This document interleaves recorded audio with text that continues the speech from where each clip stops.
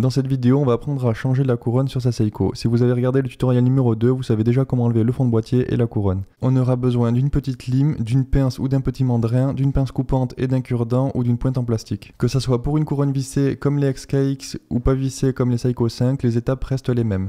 La seule différence est que pour l'enlever, il faut d'abord la dévisser avant d'appuyer sur le petit trou pour la libérer.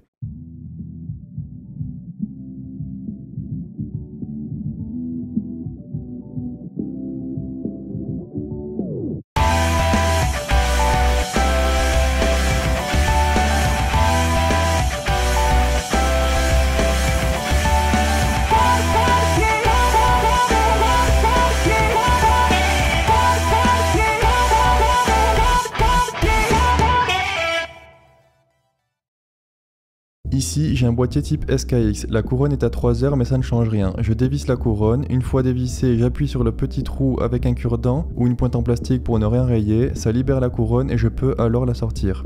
J'ai déjà montré cette étape dans le tutoriel numéro 2. Une fois qu'on a fait ça, on peut couvrir le mouvement avec un verre ou une cloche pendant qu'on fait la prochaine étape. Normalement, si vous regardez ce tuto, vous avez acheté une couronne qui vient en deux parties. La couronne elle-même et sa tige. Vous avez dû choisir la tige en fonction de votre mouvement. Moi j'utilise un H36, donc la tige est faite pour un H36, mais ça ne change rien à la procédure si vous avez un 7S26. La première étape pour couper la tige à la bonne longueur en fonction de votre boîtier est de visser la tige dans la couronne, sans l'avoir coupée. On peut tenir la tige avec une pince ou un petit mandrin. Si vous faites avec une pince, faites-le avec une pince assez fine et prenez-vous sur la partie du filetage qui ne va pas nous servir, donc tout au bout. Vous pouvez aussi tenir la tige sur le mets plat avec des bruxelles comme ceci. Ensuite, on place la couronne dans le mouvement. Vous pouvez légèrement tourner la couronne en même temps, ça peut faciliter la mise en place. Si ça force, recommencez. Vérifiez que vous êtes bien embuté. Si vous l'êtes, le petit trou est visible.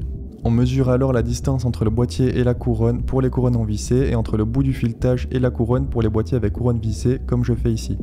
On retire la couronne, on dévisse la tige, on va alors couper de la tige la longueur qu'on vient de mesurer.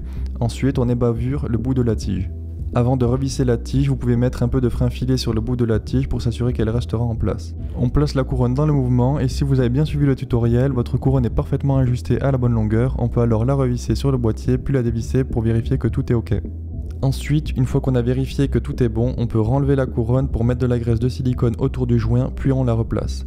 Vous pouvez refermer votre montre, c'est terminé. Dites-moi en commentaire quel tuto vous aimeriez voir plus tard sur la chaîne, n'hésitez pas à aller voir mes réseaux sociaux et la liste des outils en description. Bon mode!